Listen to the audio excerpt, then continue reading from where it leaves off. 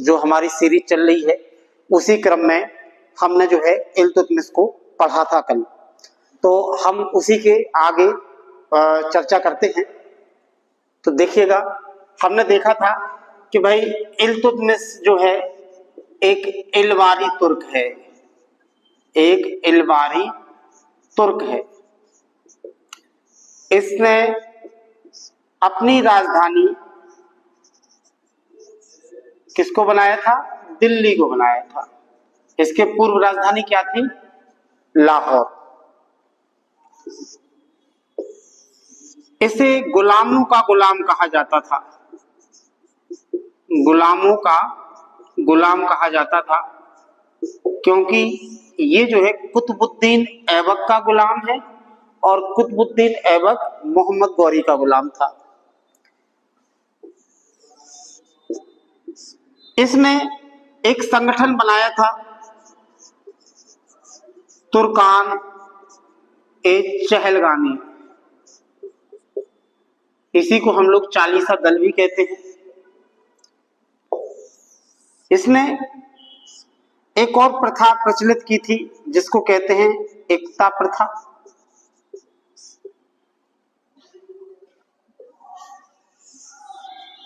इल्तुतमिश के समय ही Genghis Khan Bharat आया था। हालांकि हमने चर्चा करी थी कि वो सिंध प्रांत से वापस लौट गया था।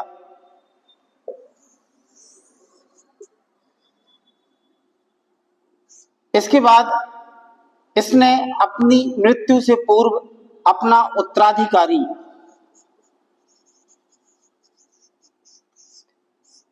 जो है बनाया था रजिया को, रजिया बेगम। और अंततः इल्तुतमिश की जो मृत्यु है वो 1336 ईस्वी में हो जाती है। अब इसके आगे हम पढ़ते हैं कि इल्तुतमिश की जब मृत्यु हुई इसके पश्चात क्या हुआ। तो देखिए, होता कुछ यूं है कि जब इल्तुतमिश की मृत्यु हुई, इसने अपना उत्तराधिकारी तो रजिया बेगम को नियुक्त कर दिया, लेकिन एक तो मुस्लिम शासन, उतने में उत्तराधिकारी कौन? एक महिला। तो जब इल्तुतमिश की मृत्यु हुई तो जो अमीर थे, इस चालीसा दल के जो अमीर थे, इनमें से कुछ लोगों ने जो है इसको स्वीकार नहीं किया। कुछ लोगों ने इसको स्वीकार नहीं किया कि भाई हम इसको एज अ रूलर एक्सेप्ट करें। तो इसके चलते उन अमीरों ने, जो ये तुर्कान चहलगानी में थे, उन अमीरों ने जल्दबाजी में क्या किया कि एक दासी पुत्र है इल्तुतमिश का। दासी का नाम तो है शाह तुर्कान, और इस शाह तुर्कान का जो पुत्र है वो है रुकनुद्दीन फिरोज। तो क्या हुआ? इल्तुतमिश की मौत हुई और अमीरों ने मिलके एक दासी पुत्र रुकनुद्दीन फिरोज को गद्दी पर बिठा दिया। अब चूंकि ये एक अयोग्य शासक है, ये एक अयोग्य शासक है, और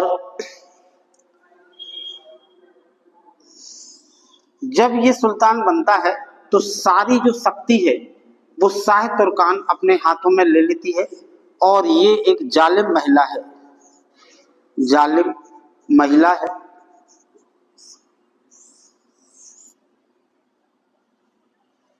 तो शाह तुर्कान एक एक करके जितने भी इल्तुतमिश की संतानें होती हैं उन सभी को मरवाना चालू कर देती है। ये सभी का जो है उनकी हत्या करवाने लगती है, जितने भी इल्तुतमिश के उत्तराधिकारी हैं, ताकि कोई भी कॉम्पिटिटर ना रहे रुकनुद्दीन के सामने। तब शाह तुर्कान जब ये घटनाक्रम को अंजाम दे रही थी, तभी राज्य में जो है अराजकता का माहौल फैल जाता है। अराजकता यानी डिस्टरबेंस, राज्य में अराजकता का माहौल जो है ये क्रिएट हो जाता है। अब ऐसी स्थिति में रजिया मौका देखती है। जो रजिया है वो मौके की तलाश में है कि कोई ऐसा मौका हाथ लगे ताकि जो है जनता को साथ में लिया जा सके। तो रजिया सुल्तान क्या करती है कि चांदनी चौक पर, आपने सुना होगा नाम, दिल्ली में एक जगह है चांदनी चौक, और चांदनी चौक का जो चौराहा है वहां पर लाल वस्त्र धारण कर जो है ये विरोध करती है किस चीज का? इस रुकनुद्दीन फिरोज और शाह तुर्कान की मनमानी का। अब देखो यहाँ पे लाल वस्त्र क्यों धारण किए हैं? तो सल्तनत काल में जो है ऐसा माना जाता था कि यदि कोई व्यक्ति लाल वस्त्र, जो राजघराने से संबंधित है, कोई व्यक्ति अगर लाल वस्त्र धारण करके और जनता के सामने आता है तो इसका मतलब है कि वो क्या मांग रहा है? मदद मांग रहा है जनता से। तो इसके लिए लाल वस्त्र जो है ये एक सिंबल है उस समय का। तो जैसे लाल वस्त्र धारण करके रजिया चांदनी चौक के चौराहे पे निकली तो सारी की सारी जो जनता है वो रजिया के साथ हो गई, और इस जनता ने रुकनुद्दीन फिरोज और शाह तुर्कान को जो है क्या कर लिया? बंदी बना लिया और इनको मार डाला। बंदी बना के जो है शाह तुर्कान और रुकनुद्दीन फिरोज को मार डाला। अब देखिए होता क्या है कि जैसे ही इनकी हत्या हो जाती है तो रजिया सुल्तान को शासक बना दिया जाता है, लेकिन फिर भी अभी विरोध थमा नहीं है। लेकिन हम देखते हैं कि आखिर अगले क्रम में क्या हुआ, रजिया सुल्तान को हम लोग पढ़ेंगे। देखिए अच्छा, एक चीज और है कि यहाँ पे जो रजिया सुल्तान है, रजिया सुल्तान जो शासिका बनी, तो आप ये तो देख ही पा रहे हैं कि इसको बनाने में जनता ने महत्वपूर्ण भूमिका निभाई है। तो हम यूं कह सकते हैं कि ऐसा पहली बार हुआ था सल्तनत काल में कि जनता ने निर्णय लिया हो कि शासक कौन बनेगा, और रजिया सुल्तान जो है शासक बना दी गई। तो भाई जनता का ये निर्णय ऐसा पहली बार हमें देखने को मिला कि उसने शासक नियुक्त किया हो। तो अगला जो विषय है हमारा वो है रजिया सुल्तान।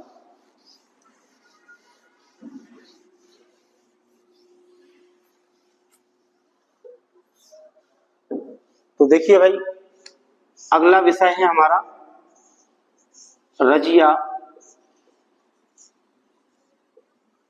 सुल्तान। आपने नाम सुना होगा इसका, रजिया सुल्तान का। तो भाई ये जो है भारत की पहली महिला शासिका है। ये जो है भारत की पहली महिला शासिका है, और रजिया सुल्तान का जो टाइम पीरियड है वो है 1236 से लेके और 40 ईस्वी। 1236 से लेके और 40 ईस्वी। दूसरा महत्वपूर्ण मुद्दा है कि रजिया सुल्तान जब शासिका बनी, रजिया सुल्तान जब शासिका बनी तो ये दरबार में कुबा व कुल्लाह पहन के आती थी। दरबार में कुबा और कुल्लाह पहनकर आती थी। अब देखिए, कुबा का मतलब है कोट और कुल्लाह का मतलब है हैट। तो अब देखिएगा, समय है 13वीं शताब्दी का और एक महिला, वो भी मुस्लिम संप्रदाय से संबंधित, जो कि पुरुषों के कपड़े पहन के आती थी दरबार में। तो भाई जब ये शासिका बनी तो एक तो इसने ये काम किया कि भाई कुल्ला कुबा पहन के जाऊंगी, मैं स्त्रियों के वस्त्र नहीं धारण करूंगी। दूसरी, इसने क्या किया कि एक महत्वपूर्ण विभाग था जिसको हम कहते हैं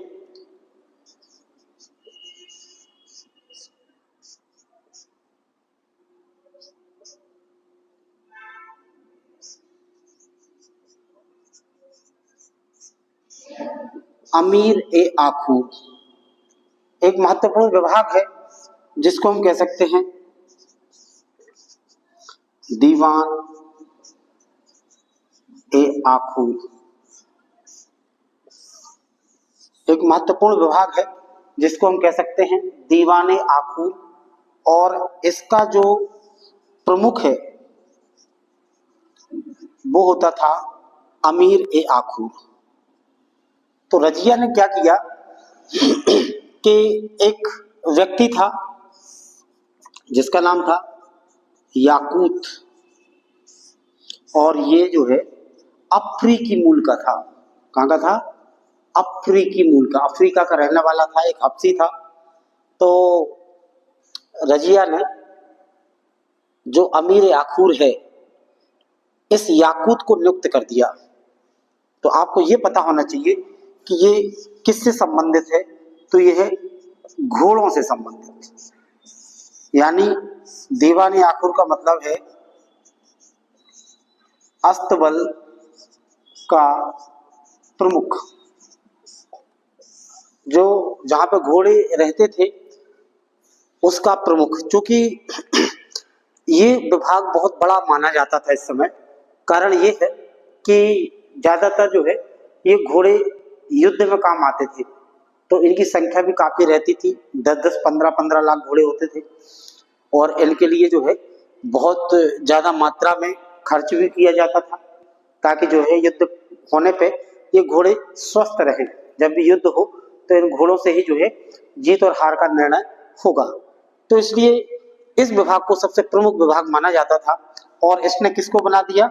याकूत को बना दिया इसका प्रमुख, जो कि अफ्रीकी मूल का था। इसकी वजह से जो चालीसा दल है, इस दल के कुछ लोग नाराज हो गए कि भाई बाहर के व्यक्ति को क्यों बनाया।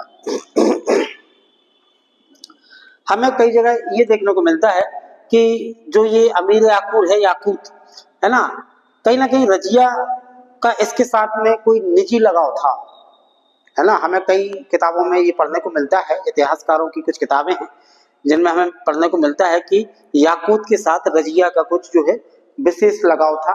लेकिन अब चूंकि रजिया एक कुशल और योग्य शासिका थी, तो इस प्रकार से उस पर डायरेक्ट जो है इस प्रकार से आरोप नहीं लगाया जा सकता। खैर, तो भाई एक तो इसने दरबार में कुबा और कुलाह पहन के आना शुरू कर दिया। दूसरा, याकूत को अमीर आखूर जो है बना दिया। इसने एक और किया कि एक और अमीर था जिसका नाम था एतगीन। एतगीन नाम था इसका, और इस एतगीन को बना दिया इसने क्या? एक विभाग दे दिया, अमीर ए हाजिब। एक विभाग दे दिया अमीर ए हाजिब, मतलब जो सुल्तान है उसका पीए टाइप का, पर्सनल असिस्टेंट जो है, इसको नियुक्त कर दिया कि जो भी सुल्तान की दिनचर्या होगी, किससे मिलना है ना, कहाँ कहाँ जाना है, और क्या क्या काम है आज के, तो ये सारे कौन देखता था? एतगीन। तो भाई रजिया सुल्तान बन गई, उसने कुबा कुलाय पहनना शुरू कर दिया। अमीर आखूर और एतगीन को जो है अमीर हाजिब नियुक्त कर दिया। इन सभी निर्णयों से कुछ अमीर जो है नाराज थे, तो इन अमीरों ने 40 सदर के कुछ अमीर थे, उन्होंने क्या कर दिया? विद्रोह कर दिया। जिनमें से कुछ प्रमुख हैं। फर्स्ट जिन्होंने विद्रोह किया, एक तो है निजाम उल मुल्क जुनैदी, एक है मलिक मोहम्मद जानी, और एक है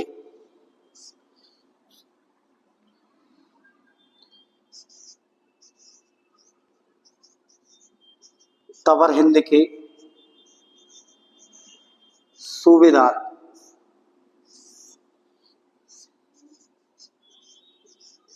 अल्तुनिया।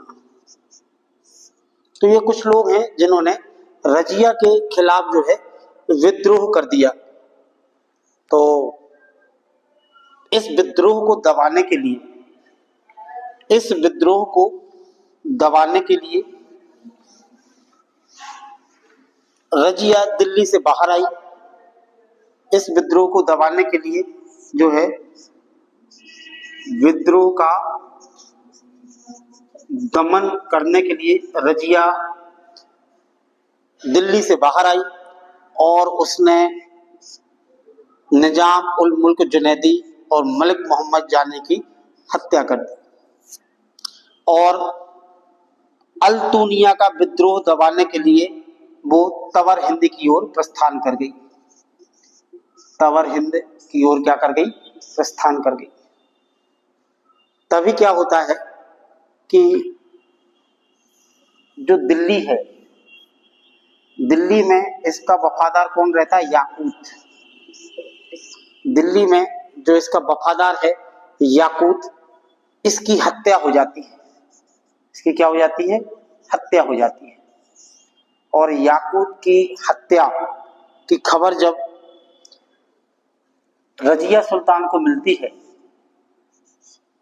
तो तवर हिंद जाके ये अल्तुनिया से विवाह कर लेती है, क्योंकि इसको पता है कि दिल्ली पे जो है विद्रोहियों ने कब्जा कर लिया है, इसके वफादार लोग जो है ये मारे जा चुके हैं। तो ये तवर हिंद चूंकि गई तो थी अल्तुनिया का विद्रोह दबाने, लेकिन मजबूरी बस डिप्लोमेटिक तरीके से जो है ये अल्तुनिया से विवाह कर लेती है और वापस लौटती है दिल्ली। वापस कहाँ लौटती है? दिल्ली लौटती है ये, और दिल्ली पहुंच भी नहीं पाती कि इसकी और अल्तुनिया की हत्या हो जाती है। रजिया प्लस अल्तुनिया, इन दोनों को जो है मार दिया जाता है, और इनकी हत्या करके इसी का भाई बहराम शाह ये गद्दी पर बैठ जाता है। तो हम देखते हैं कि रजिया सुल्तान जो कि 3 वर्ष और 6 माह 3 वर्ष और 6 माह के शासनकाल में जो है ये काफी कुछ बदलाव करती है, लेकिन अब चूंकि नियति है कि एक महिला के नियंत्रण में जो है पुरुष समाज रहना नहीं चाहता था, तो उन्होंने रजिया को धोखे से जो है मार दिया। जब तक बना उन्होंने विरोध किया, लेकिन उसके बाद में उन्होंने देख लिया कि अब इसको नियंत्रण में नहीं रखा जा सकता, तो उसको फिर मार दिया गया। तो यूं कहा जा सकता है कि रजिया का स्त्री होना ही जो है उसके लिए सबसे बड़ी समस्या थी। अगर रजिया एक पुरुष होती तो वो तत्कालीन शासकों में एक श्रेष्ठ शासक के तौर पे जानी जाती, लेकिन दुर्भाग्य की बात है कि उसका स्त्री होना ही जो है उसके लिए अभिशाप बन गया। तो इस प्रकार से रजिया सुल्तान ने एक बेहतरीन तरीके से शासन किया, लेकिन अंततः उसी के भाई और उसका जो ये एक अमीर हाजिब था जिसका नाम था एतगीन, तो एतगीन और बहराम शाह ने रजिया की हत्या कर दी। इस प्रकार से रजिया का चैप्टर जो है समाप्त हुआ। और अब कुछ और शासक आएंगे जो कि इल्तुतमिश के उत्तराधिकारी में गिने जाते हैं, लेकिन उनका बड़ा ही अल्प समय है। देखते हैं क्या स्थिति होती है उनकी।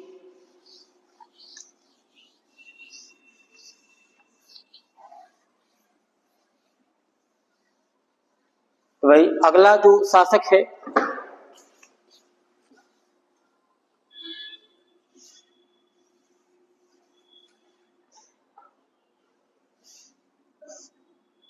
अगला है बहराम शाह।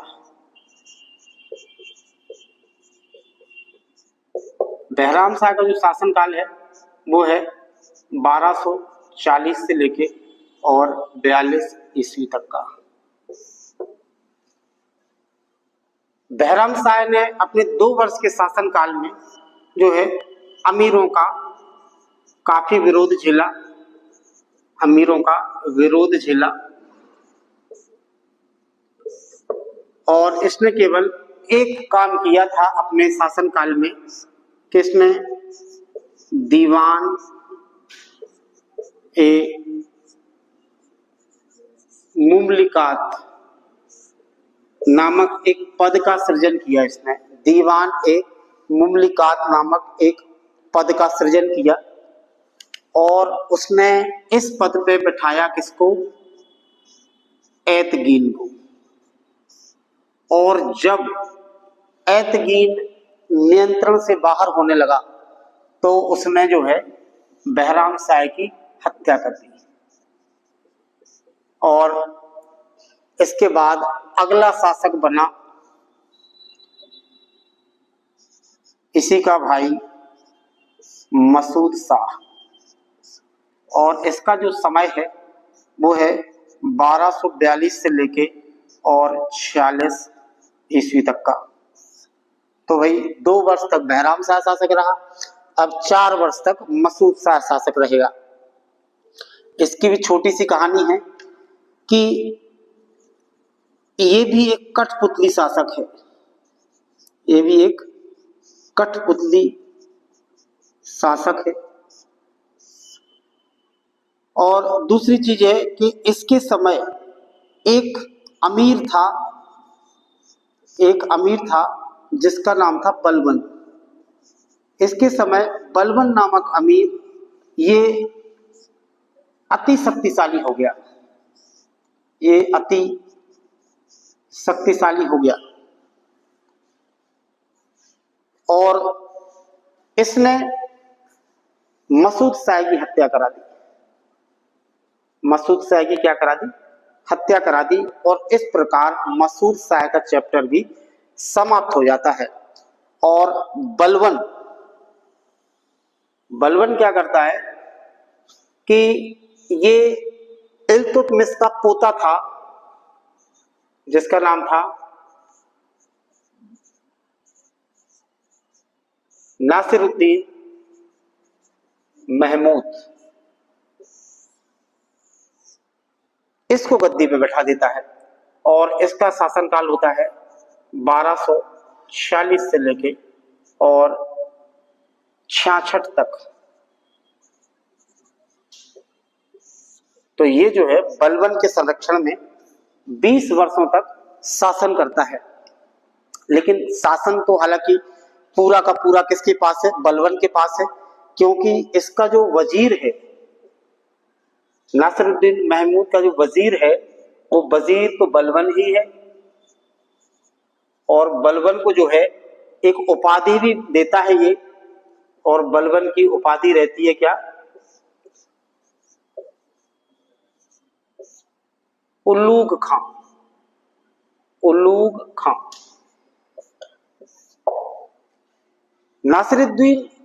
नासिरुद्दीन महमूद के बारे में यह कहा जाता है कि सल्तनत काल का एकमात्र ऐसा सुल्तान जो टोपियां सिलकर अपना जीवन व्यतीत करता था, है ना, तो वो नासिरुद्दीन महमूदी है।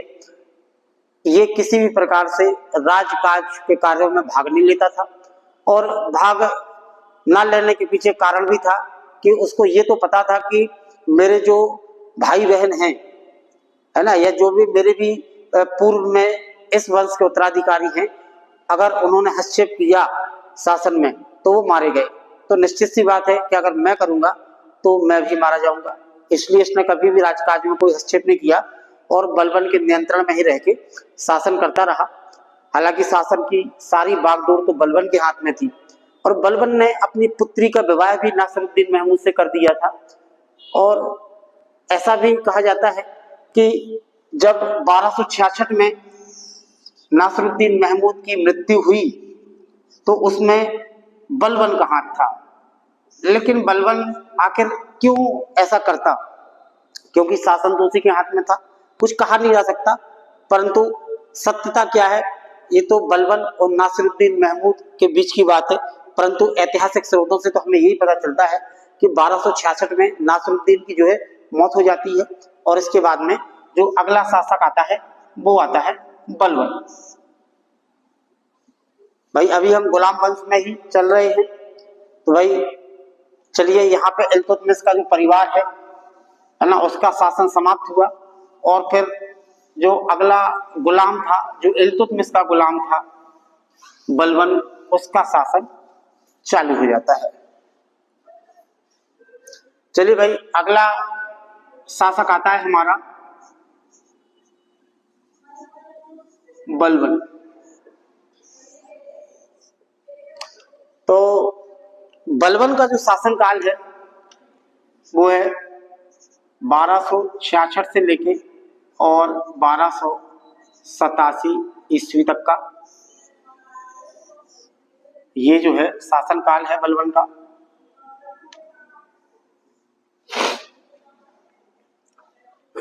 तो सबसे पहले तो हम देखते हैं कि भाई बलबन है कौन। तो बलबन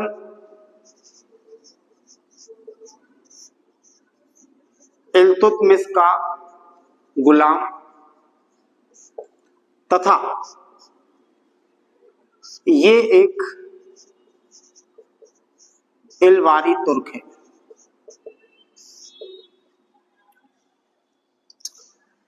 बलबन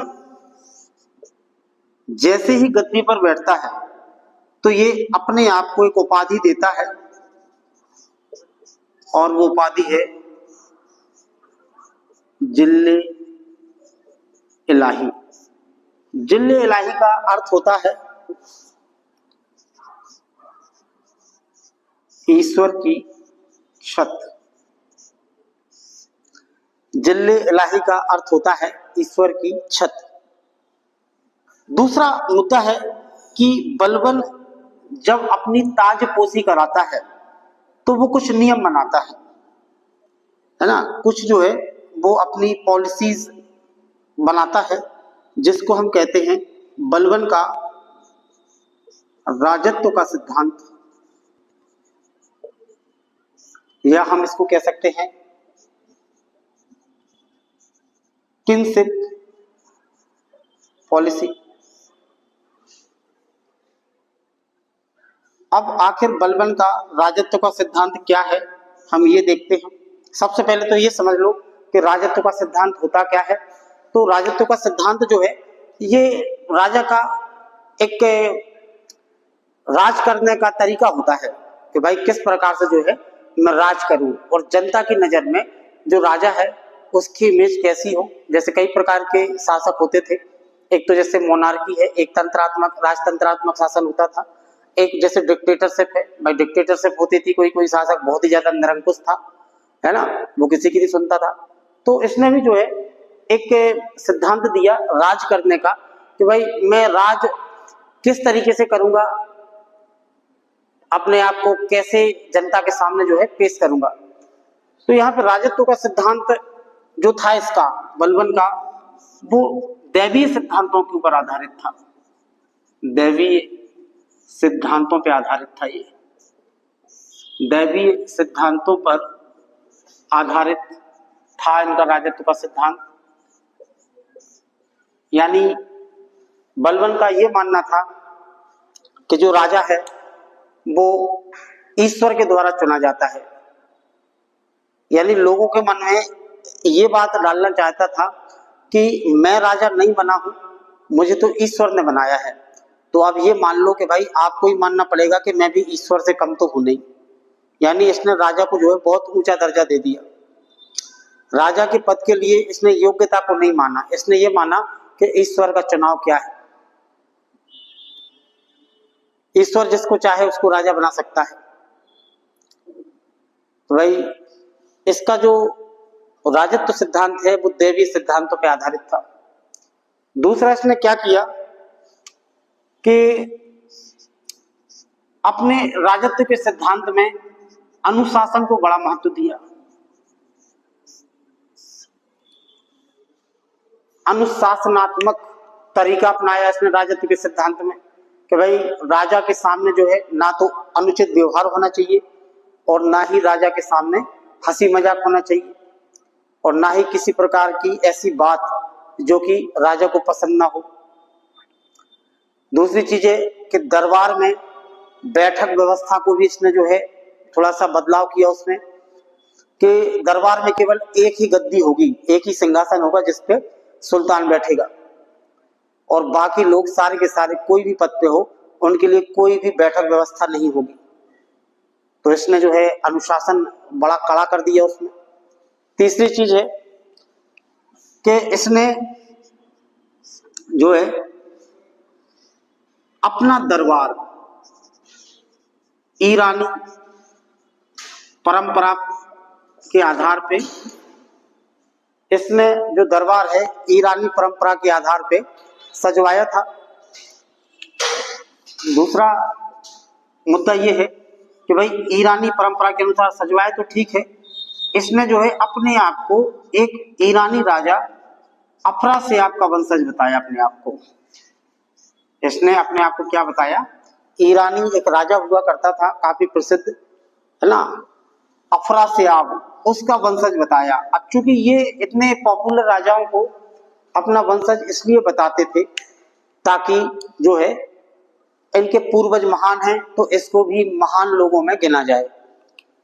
इसके पश्चात इसने एक और प्रथा चालू करी थी और वो थी पायबोस व सिजदा की प्रथा। पायबोस और सिजदा की प्रथा। देखिए सिजदा का मतलब होता है साष्टांग दंडवत, है ना, और पायबोस का मतलब है कि भाई सुल्तान के पैरों को चूमना। यानी साष्टांग दंडवत होना पड़ेगा अगर सुल्तान के सामने आना है और फिर सुल्तान के पैरों को चूमना पड़ेगा। इसके पश्चात में जो है वो दरबार में फिर खड़ा रहेगा, बैठने की तो कोई व्यवस्था है ही नहीं। तो भाई इस तरीके से अनुशासन और कठोर हो गया। इसने एक और अपने राजत्व के सिद्धांत में चीज को शामिल किया था और वो था नौरोज का त्योहार। नौरोज त्योहार, ये नौरोज त्योहार पहली बार भारत की जनता को जो है अनिवार्य कर दिया। नौरोज त्योहार है क्या वैसे? तो देखो ये जो है एक फारसी त्योहार है जो कि ईरान के लोगों द्वारा मनाया जाता है और हम इसको कह सकते हैं ईरान का नव वर्ष। जैसे अपने भारत में जो नव वर्ष है वो वैसे तो जनवरी में मनाते हैं 1 तारीख से, लेकिन गुड़ी पड़वा जो कि चैत्र की नौ दुर्गा से चालू होता है ना, इसी प्रकार ये नौरोज त्योहार भी जो है ईरान में 20 और 21 मार्च से स्टार्ट होता है। तो ये फारसी त्योहार पहली बार भारत में बलबन के द्वारा जो है अनिवार्य कर दिया गया। तो हमने देखा कि बलबन ने जो है अपने राजत्व के सिद्धांत में इन सारी चीजों को शामिल किया। क्या क्या थी? एक तो इसका सिद्धांत दैवीय सिद्धांतों पर आधारित था, यानी इसने लोगों को ये संदेश दिया कि मुझे राजा मैंने नहीं बनाया, मुझे राजा किसने बनाया है? ईश्वर ने, ताकि लोग ये महसूस करें कि ये तो ईश्वर की मर्जी है ना। अब जब ईश्वर की मर्जी है तो नेचुरल सी बात है कि भाई स्वीकार योग्य होगी वो तो जनता की। दूसरा, अनुशासन काफी कठोर कर दिया इसने, यानी कोई भी सिंहासन नहीं रखा गया, कोई भी कुर्सी नहीं रखी गई, कोई भी बैठक व्यवस्था नहीं है, सारे लोग खड़े रहेंगे, केवल बैठेगा कौन? सुल्तान। अपने दरबार को इसने ईरानी परंपरा के आधार पर सजवाया, बहुत ही भव्य, और अपने आप को क्या बताया? अफरासियाब का वंशज। अफरासियाब कौन है? ईरान का एक पुराना महानतम राजा। और इसने जो है अपने दरबार में पायबोस और सिजदा प्रथा को जो है शुरू किया, और नौरोज त्योहार मनाना भी क्या कर दिया? प्रारंभ कर दिया। खैर, तो चलिए यहाँ पे जो है हमने बलबन के राजत्व सिद्धांत पे चर्चा की है। ठीक है, तो आज का टॉपिक यहीं पे हम समाप्त करते हैं, और बाकी जो है अपन इस पे कंटिन्यू कल क्लास रखेंगे। ओके, धन्यवाद।